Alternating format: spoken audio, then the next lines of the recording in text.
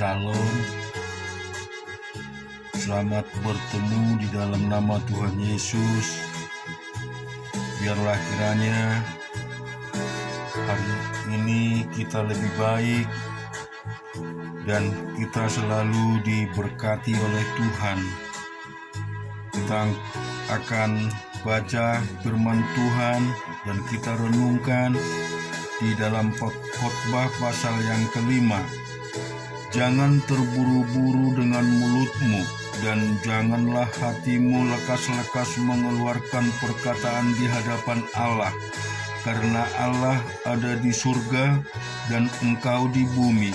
Oleh sebab itu, biarlah perkataanmu sedikit, karena sebagaimana mimpi disebabkan oleh banyak kesibukan, demikian pula percakapan bodoh disebabkan oleh banyak perkataan. Kalau engkau bernasar kepada Allah, jangan menunda-nunda menepatinya, karena Ia tidak senang kepada orang-orang bodoh. Tepatilah nasarmu. Lebih baik engkau tidak bernasar daripada bernasar tetapi tidak menepatinya. Janganlah mulutmu membawa engkau ke dalam dosa, dan janganlah berkata di hadapan utusan Allah bahwa engkau kilap. Apakah perlu Allah menjadi murka atas ucapan-ucapanmu dan merusak pekerjaan tanganmu? Karena sebagaimana mimpi banyak, demikian juga perkataan sia-sia banyak. Tetapi takutlah akan Allah. Kalau engkau melihat dalam suatu daerah orang miskin ditindas dan hukum serta keadilan diperkosa, janganlah heran akan perkara itu, karena pejabat tinggi yang satu mengawasi yang lain. Begitu pula pejabat-pejabat yang lebih tinggi mengawasi mereka. Suatu keuntungan bagi negara dalam keadaan demikian ialah kalau rajanya dihormati di daerah itu. Siapa mencintai uang tidak akan puas dengan uang, dan siapa mencintai kekayaan tidak akan puas dengan penghasilannya. Itu pun sia-sia. Dengan bertambahnya harta, bertambah pula orang-orang yang menghabiskannya. Dan apakah keuntungan pemiliknya selain daripada melihatnya? Enak tidurnya orang yang bekerja, baik ia makan sedikit maupun banyak, tetapi kekenyangan orang kaya sekali-kali tidak membiarkan dia tidur. Ada kemalangan yang menyedihkan kulihat di bawah matahari. Kekayaan yang disimpan oleh pemiliknya menjadi kecelakaan sendiri, dan kekayaan itu binasa oleh kemalangan, sehingga tak ada suatu pun padanya suatu anak. Sebagaimana ia keluar dari kandung ibunya, demikian juga ia akan pergi telanjang seperti ketika ia datang, dan tak diperbolehkan dari jerih payahnya suatu yang ada dapat dibawa dalam tangannya. Ini pun kemalangan yang menyedihkan. Sebagaimana ia datang, demikian pula ia akan pergi. Dan apakah keuntungan orang tadi yang telah berlelah-lelah menjaring angin?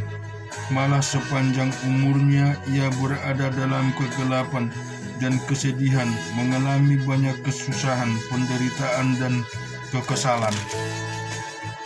Lihatlah, yang kau anggap baik dan tepat ialah kalau orang makan, minum, dan bersenang-senang dalam segala usaha yang dilakukan dengan jerih payah di bawah matahari selama hidupnya pendek yang dikaruniakan Allah kepadanya.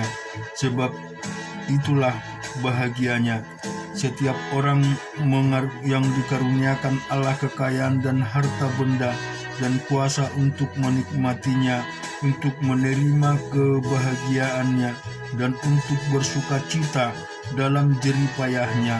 Juga itu pun karunia Allah, tetapi sering ia mengingat umumnya karena Allah membiarkan dia sibuk dengan kesenangan hatinya. Dan kita juga lihat di dalam Mazmur pasal yang kelima. Bersyukurlah kepada Tuhan, serukanlah namanya, perkenankanlah perbuatannya di antara bangsa-bangsa. Bernyanyilah baginya, bermazmurlah baginya, percakapkanlah segala perbuatannya yang ajaib. Bermegalah di dalam namanya yang kudus, biarlah bersuka cita orang-orang yang mencari Tuhan. Carilah Tuhan dan kekuatannya, carilah wajahnya selalu. Ingatlah perbuatan-perbuatan ajaib yang dilakukannya, mukjizat-mukjizatnya, dan penghukuman-penghukuman yang diucapkannya. Hai anak cucu Abraham, hambanya, hai anak-anak Yakub, orang-orang pilihannya. Ialah Tuhan Allah kita di seluruh bumi, berlaku penghukumannya. Ia ingat untuk selama-lamanya akan perjanjiannya, firman-Nya diperintahkannya kepada 1000 angkatan yang diikatnya dengan Abraham, dan akan sumpahnya kepada Ishak. Di hadapannya hal itu menjadi ketetapan bagi Yakub, menjadi perjanjian kekal bagi Israel. Firman-Nya kepadamu, akan kuberikan tanah Kanaan sebagai milik pusaka yang ditentukan bagimu, ketika jumlah mereka tidak seberapa, sedikit saja, dan mereka orang-orang asing di sana, dan pengembara dari bangsa yang satu ke bangsa yang lain, dari pekerjaan yang satu ke suku bangsa yang lain. Ia tidak membiarkan orang pun memeras mereka. Raja-raja dihukumnya oleh karena mereka. Jangan mengusik orang-orang yang kuurapi, dan jangan berbuat jahat kepada nabi-nabiku. Ketika ia mendatangkan kelaparan ke atas negeri itu dan menghancurkan seluruh persediaan makanan, diutusnyalah seorang mendahului mereka, Yusuf, yaitu dijual menjadi budak. Mereka mengimpit kakinya dengan belenggu, lehernya masuk ke dalam besi, sampai saat firman-Nya sudah genap dan janji Tuhan membenarkannya. Raja menyuruh melepaskannya, penguasa bangsa-bangsa membebaskannya. Dijadikannya dia tuan atas istananya dan kuasa atas segala harta kepunyaannya, untuk memberikan petunjuk kepada para pembesarnya sekehendak hatinya, dan mengajarkan hikmat kepada para tua-tuanya. Demikianlah Israel datang ke Mesir, dan Yakub tinggal sebagai orang asing di tanah Ham. Tuhan membuat umat-Nya sangat subur dan menjadikan lebih kuat daripada para lawannya. Diubahnya hati mereka untuk membenci umat-Nya, untuk memperdayakan hamba-hambanya. Diutusnya Musa hambanya dan Harun yang telah dipilihnya. Keduanya mengadakan tanda-tandanya di antara mereka, dan mukjizat-mukjizat di tanah Ham. Dikirimnya kegelapan, maka hari menjadi gelap, tetapi mereka memberontak terhadap firman-Nya. Diubahnya air mereka menjadi darah, dan dimatikannya ikan-ikan mereka. Katak-katak berkeriapan di negeri mereka, bahkan di kamar-kamar raja mereka. Ia berfirman, maka datanglah lalat pikat dan nyamuk-nyamuk di seluruh daerah mereka. Dicurahkannya hujan es ganti hujan mereka, dan api yang menyala-nyala di negeri mereka. Dirubuhkannya pohon anggur dan pohon ara mereka, dan ditumbangkannya pohon di daerah mereka. Ia berfirman, maka datanglah belalang, dan belalang pelompat tidak terbilang banyaknya, yang memakan segala tumbuh-tumbuhan di negeri mereka, dan memakan hasil tanah mereka. Dibunuhnya semua anak sulung di negeri mereka, mulai segala kegagahan mereka. Dituntunnya mereka keluar membawa perak dan emas, dan di antara suku-suku mereka tidak ada yang tergelincir Orang Mesir bersukacita ketika mereka keluar, sebab orang-orang Mesir itu ditimpa ketakutan terhadap mereka. Dibentangkannya awan menjadi tudung dan api yang menerangi malam. Mereka meminta, maka didatangkannya burung puyuh, dan dengan roti dari langit dikenyangkannya mereka. Dibukanya gunung batu, maka terpancarlah air, lalu mengalir di padang-padang kering seperti sungai. Sebab ia ingat akan firman-Nya yang kudus, akan Abraham hambanya, dituntunnya umat-Nya keluar dengan kegerangan, dan orang-orang pilihan-Nya dengan sorak-sorai. Diberikannya kepada mereka negeri-negeri bangsa-bangsa, sehingga mereka memiliki hasil jeripayah suku-suku bangsa, agar supaya mereka tetap mengikuti ketetapan-Nya dan memegang segala pengajaran-Nya. Haleluya. Yosua 17. Bagian undian yang ditentukan bagi suku Manase, sebab dialah anak sulung Yusuf, ialah demikian kepada Makhir anak sulung Manase, bapa Gilead, telah diberikan Gilead dan Basan, karena ia seorang tentara. Jadi bagian itulah ditentukan bagi anak-anak Manase yang lain menurut kaum-kaum mereka, yakni bagi Bani Abieser, Bani Helek, Bani Asriel, Bani Sekem, Bani Heper, dan Bani Semida. Itulah keturunan yang laki-laki dari Manase bin Yusuf menurut kaum-kaum mereka. Tetapi Jelah, Jephehat bin Heper bin Gilead bin Makhir bin Manase tidak mempunyai anak laki-laki, tetapi hanya anak perempuan. Inilah nama anak-anaknya itu: Malha, Noah, Hokla, Milka, dan Tirsa. Mereka datang menghadap Imam Eliasar dan menghadap Yosua bin Nun serta para pemimpin, dan berkata, Tuhan telah memerintahkan kepada Musa untuk memberikan milik pusaka kepada kami di tengah-tengah saudara-saudara kami. Sebab itu berikanlah kepada mereka milik pusaka di tengah-tengah saudara-saudara ayah mereka sesuai dengan titah Tuhan. Demikianlah kepada suku Manase jatuh 10 bidang tanah selain dari tanah Gilead dan Basan yang di seberang Yordan. Sebab anak-anak perempuan Manase telah menerima milik pusaka di tengah-tengah anak-anak lelaki, sedang tanah Gilead ditentukan bagi anak-anak laki-laki Manase yang lain.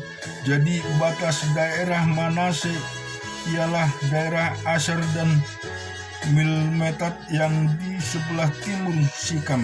Kemudian batas itu harus terus ke selatan ke daerah penduduk En Tapuan.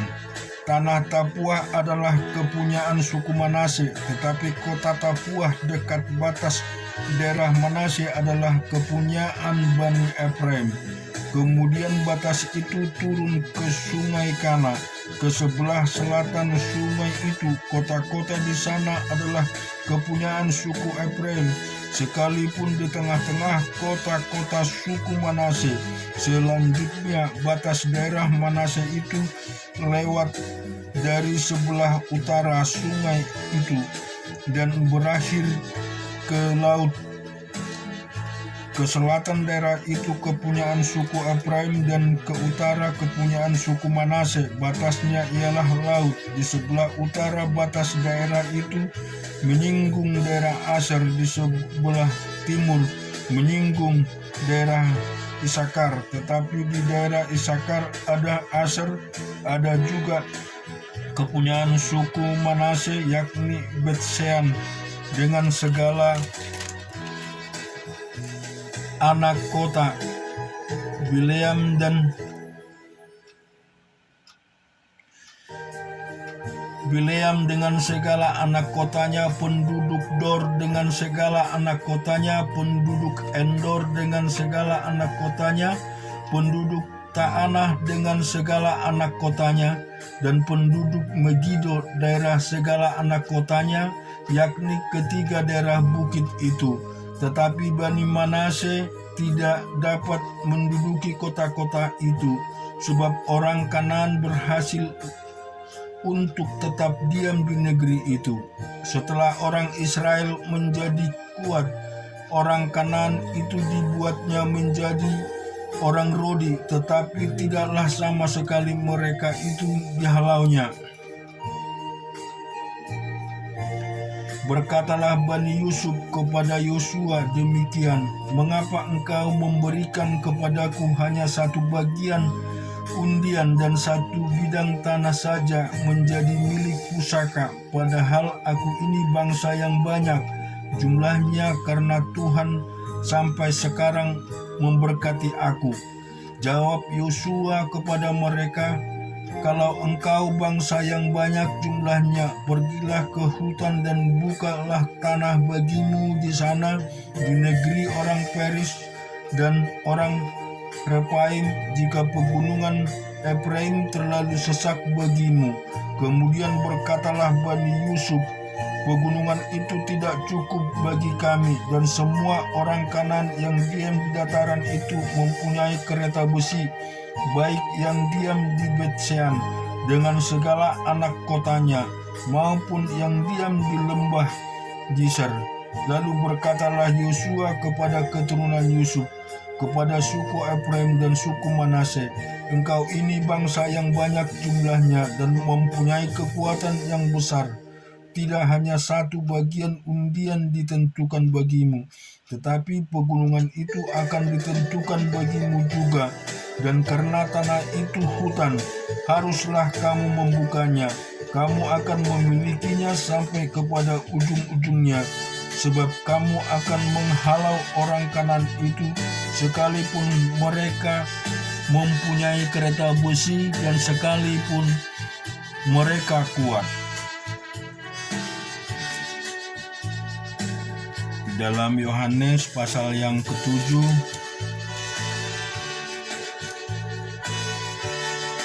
sesudah itu Yesus berjalan keliling Galilea, sebab ia tidak mau tetap tinggal di Yudea, karena di sana orang-orang Yahudi berusaha untuk membunuhnya.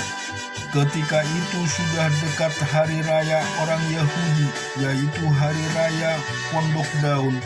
Maka kata saudara-saudara Yesus kepadanya, "Berangkatlah dari sini dan pergi ke Yudea, supaya murid-muridmu juga melihat perbuatan-perbuatan yang engkau lakukan. Sebab tidak seorang pun berbuat sesuatu di tempat tersembunyi, jika ia mau diakui di muka umum. Jikalau engkau berbuat hal-hal yang demikian, tampaklah darimu kepada dunia." Sebab saudara-saudaranya sendiri pun tidak percaya kepadanya. Maka jawab Yesus kepada mereka, "Waktuku belum tiba, apalagi, tetapi bagi kamu selalu ada waktu. Dunia tidak dapat membenci kamu, tetapi ia membenci aku, sebab aku bersaksi tentang dia bahwa pekerjaan-pekerjaannya jahat. Pergilah kamu ke pesta itu, aku belum pergi ke situ karena waktuku belum genap." Demikianlah katanya kepada mereka, dan ia pun tinggal di Galilea. Tetapi sesudah saudara-saudara Yesus berangkat ke pesta itu, ia pun pergi juga ke situ, tidak terang-terangan tetapi diam-diam. Orang-orang Yahudi mencari dia di pesta itu dan berkata, "Di manakah ia?" Dan banyak terdengar bisikan di antara orang banyak tentang dia. Ada yang berkata, "Ia orang baik." Ada pula yang berkata, "Tidak, ia menyesatkan rakyat." Tetapi tidak seorang pun yang berani berkata terang-terangan tentang dia karena takut terhadap orang-orang Yahudi. Waktu pesta itu sedang berlangsung, Yesus masuk ke bait Allah lalu mengajar di situ. Maka heranlah orang-orang Yahudi dan berkata, bagaimana orang itu mempunyai pengetahuan demikian tanpa belajar? Jawab Yesus kepada mereka, ajaranku tidak berasal dari diriku sendiri, tetapi dari Dia yang telah mengutus aku.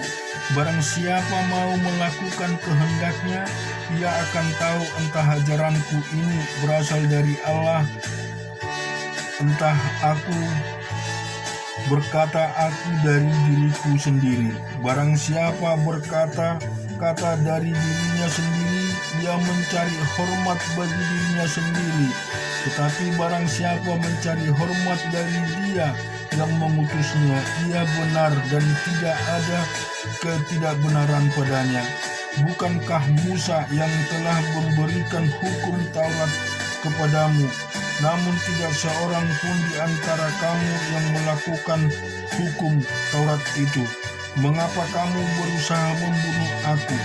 Orang banyak itu menjawab, engkau kerasukan setan, siapakah yang berusaha membunuh engkau?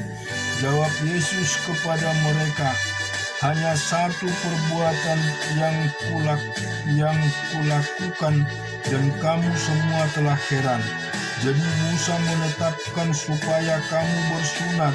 Sebenarnya sunat itu tidak berasal dari Musa, tetapi dari nenek moyang kita, dan kamu menyunat orang pada hari Sabat. Jikalau seorang menerima sunat pada hari Sabat supaya jangan melanggar hukum Musa, mengapa kamu marah kepadaku? Aku menyembuhkan seluruh tubuh seorang manusia pada hari Sabat. Jangan menghakimi menurut apa yang nampak, tetapi hakimilah dengan adil. Beberapa orang Yerusalem berkata, bukankah Dia yang mereka mau bunuh? Dan ingat dan lihatlah, Ia berbicara dengan leluasa dan mereka tidak mengatakan apa-apa kepadanya. Mungkinkah pemimpin kita benar-benar sudah tahu bahwa Ia adalah Kristus? Tetapi tentang orang ini kita lalu dari mana asalnya? Tetapi bila mana Kristus datang, tidak ada seorang pun yang tahu dari mana asalnya. Waktu Yesus mengajar di bait Allah, Ia berseru, memang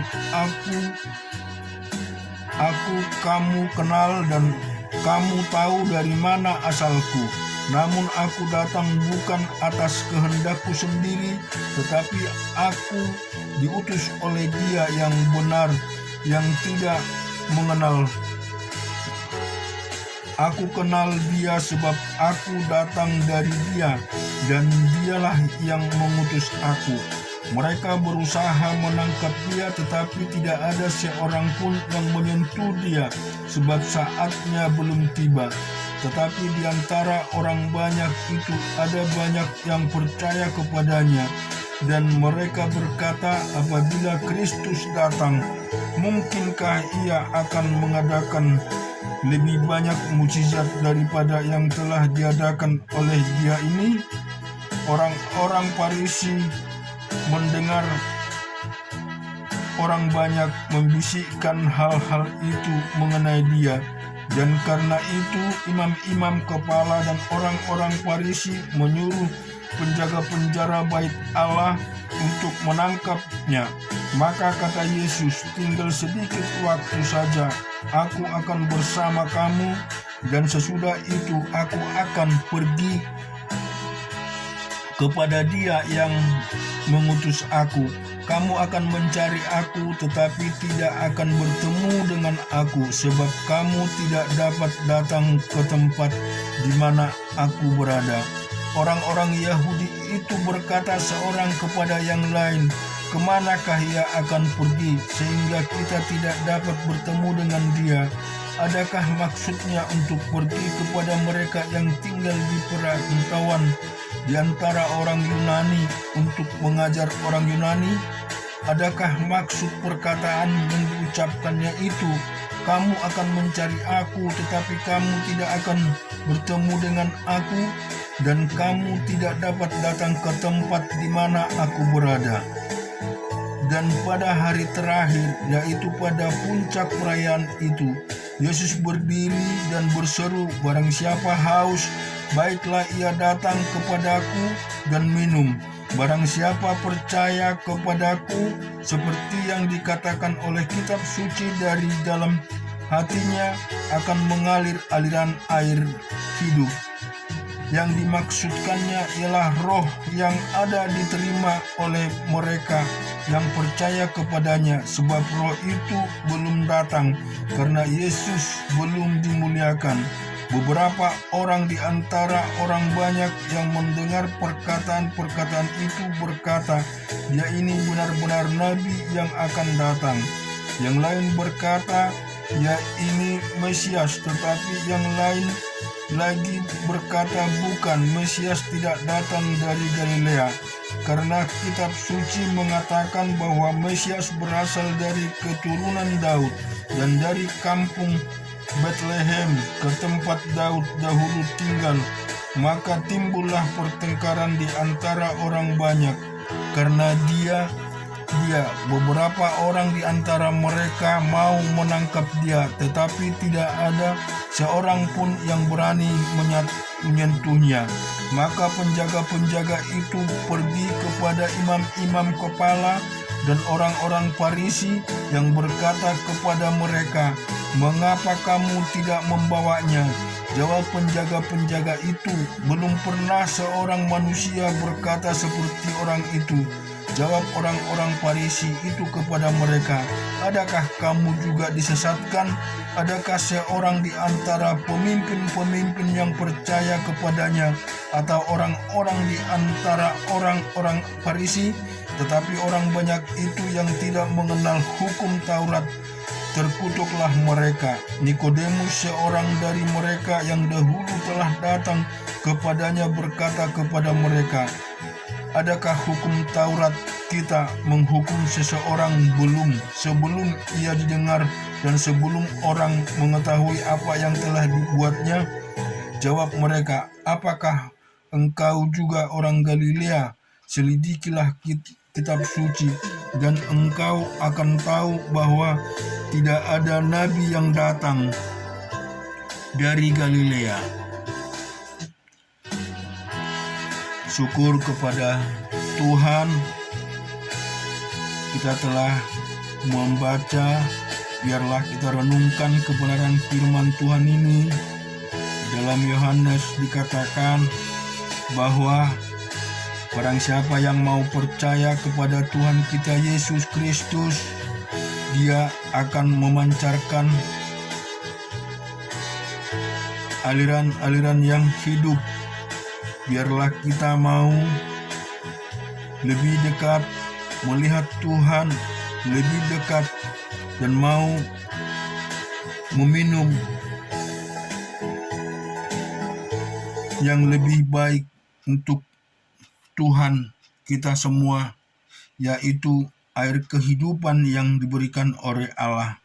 Biarlah roh kita selalu menyala-nyala, roh kita selalu memiliki kasih yang setia daripada Tuhan kita Yesus Kristus. Amin.